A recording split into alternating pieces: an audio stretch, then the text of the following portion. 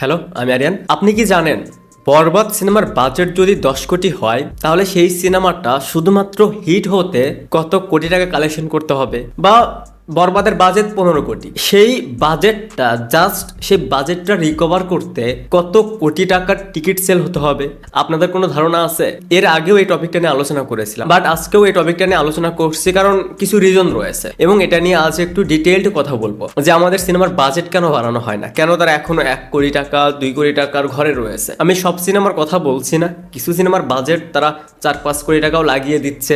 Even Shakib খানের recent টাইমের যতগুলো সিনেমা, সেই সিনেমাগুলোতে 6 কোটি 8 কোটি 10 কোটির ঘর পর্যন্ত যাচ্ছে, সেই বাজেটটা প্রডিউসার দিচ্ছে। সিচুয়েশন এরকম যে শাকিব খানের যে একটা সিনেমাতেই তারা 5 কোটি প্লাস বাজেট দিতে তারা ঠিকঠাক ফিল করে যে না, তার সিনেমায় যদি 5 কোটি টাকা বাজেট রাখি সেটা রিকভার হবে। এইখানে আমরা যদি দুইটা সিনেমার এক্সাম্পল দেই, সেটা হচ্ছে প্রিয়তমা এবং তুফান। তুফান সিনেমার রেকর্ড ব্রেকিং টিকিট সেল হয়েছে এবং সিনেপ্লেক্স মাল্টিপ্লেক্স থেকে প্রায় 16 থেকে 17 কোটি টাকা কালেকশন দিয়েছে। তুফান সিঙ্গেল স্ক্রিন তো বাদই রাখলাম, নর্মালি শাকিব খানের সিনেমার সবচেয়ে বেশি ক্রেজ থাকে সিঙ্গেল স্ক্রিনে। যদি সেই সিনেমাটা আপনার মাল্টিপ্লেক্স সিনেপ্লেক্স থেকে 17 থেকে 18 কোটি টাকার কালেকশন দেয়, তাহলে সেই সিনেমাটা সিঙ্গেল স্ক্রিন থেকে কত কোটি টাকা কালেকশন করেছে এটা ধারণারও বাহিরে। বাট আপনারা যদি সেই সময়ের রাহেন রাফির ইন্টারভিউ দেখেন, তারা কিন্তু এটা নিয়ে কথা বলেছিল যে এই টিকেটিং এটা অনেক অনেক বেশি দরকার। এটার কারণে তারা দেখতে পাচ্ছে যে এত টাকার টিকিট সেল হচ্ছে বা এত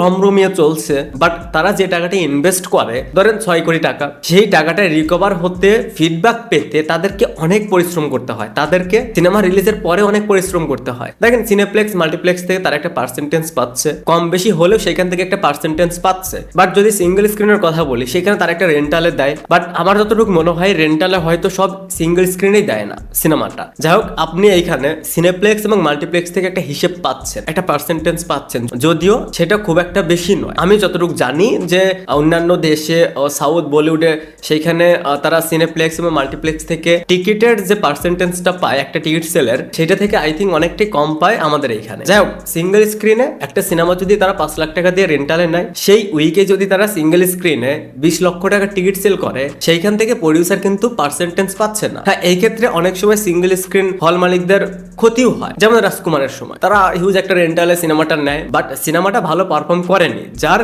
কারণে তারা যে রেন্টাল যে সিনেমাটা নিয়েছিল অনেকেই লস করেছে। সো এইখানে ওভারঅল আপনি যদি ক্যালকুলেশন করে দেখেন, ক্ষতি প্রডিউসারেরও হচ্ছে, তারা ন্যায্য পার্সেন্টেজ পাচ্ছে না। দ্বিতীয়ত হল মালিকরাও ক্ষতির সম্মুখীন হচ্ছে যখন তারা একটা সিনেমা হাই রেন্টালে নিচ্ছে, বাট সিনেমাটা বিজনেস করছে না, ব্যবসা করছে না। এখন আবার যদিও এই টপিকটা নিয়ে কিছুদিন আগে কথা বলেছি, বাট আজকে কথা বলার আর একটা রিজন হচ্ছে এর আগে প্রতি টিকিটে ভ্যাট ছিল 10%, এখন ভ্যাট 15%। সো একটা টিকিটের মূল্য যদি 100 টাকা হয়, তার ভিতর থেকে 15% যদি ভ্যাট লাগায়, সেইখান থেকে 15 টাকা ভ্যাটই দিতে হচ্ছে। এরপর সেই টাকাটা থেকে হল মালিক নিচ্ছে এবং প্রডিউসারকে একটা সামান্য প্রফিট দিচ্ছে, একটা পার্সেন্টেজ দিচ্ছে। অন্যদিকে এই যে ভ্যাট বাড়ানো হলো 5%, এইখানে আরো একটা সাইড ইফেক্ট রয়েছে, সেটা হচ্ছে এর আগে আপনি যদি সিনেপ্লেক্সে সিনেমা দেখে অভ্যস্ত হয়ে থাকেন, সেখানে যদি একটা টিকিটের প্রাইস যদি 300 টাকা হয়ে থাকে, সেটা হবে এখন 400 টাকা। যদি আগে 500 হয়ে থাকে, এখন হবে 600 টাকা। সো এই যে বরবাদ সিনেমার বাজেট 10 কোটি টাকা শোনা যাচ্ছে, এর বেশিও হতে পারে, 15 কোটি হতে পারে,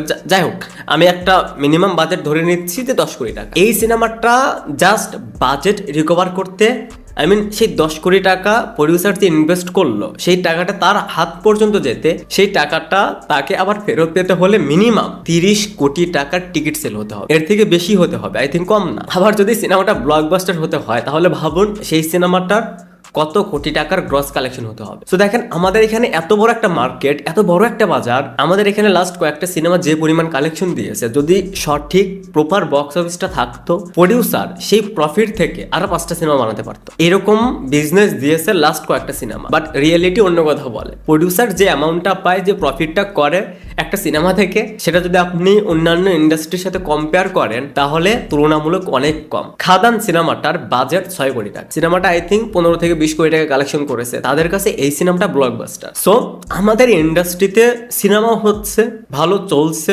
টিকিটও সেল হচ্ছে, বাট প্রবলেমটা হচ্ছে ই টিকিটিং না থাকায় প্রপার হিসেবটাই পাচ্ছে না। যতদিন পর্যন্ত এই ই টিকিটিং সিস্টেমটা না চালু হবে, তার উপর আবার 5% করে ভ্যাট বাড়িয়েছে, ওভারঅল যে প্রডিউসারকেই দেখবেন এখন একটা সিনেমার পিছে 5 কোটি প্লাস ইনভেস্ট করছে উইদাউট সুপারস্টার বা উইথ সুপারস্টার, তাহলে ভাববেন যে তার কলিজা আছে। সুপারস্টার থাকার পরেও সেই সিনেমায় 5 কোটি টাকা ইনভেস্ট করে এখন হিউজ। আমাদের মার্কেট হিসেবে আমি বলছি না যে সেই টাকাটা উঠে আসে না, সেই টাকাটা উঠে আসে, সেই পরিমাণ টিকিট সেলটা হয়, বাট প্রপার হিসেবটা সেই প্রডিউসার পায়। আমি যে কথাগুলো বললাম এর ভিতর আমি ভুল হতে পারি বা কিছু ইনফরমেশন ভুল হতে পারে, আমি সঠিক অনেক কিছু জানি না। সো এই বিষয়ে আরো যারা জানেন জানাতে পারেন। এবং আপনাদের কাছে কি মনে হয়, এই হিসেব ধরে যদি বরবাদের বাজেট 10 কোটি টাকা হয়, এই সিনেমাটা ব্লকবাস্টার হতে হলে কত কোটি টাকা কালেকশন করতে হবে? এটা আপনাদের ওপিনিয়নে কি মনে হয় সেটা অবশ্যই কমেন্টসে জানাবেন।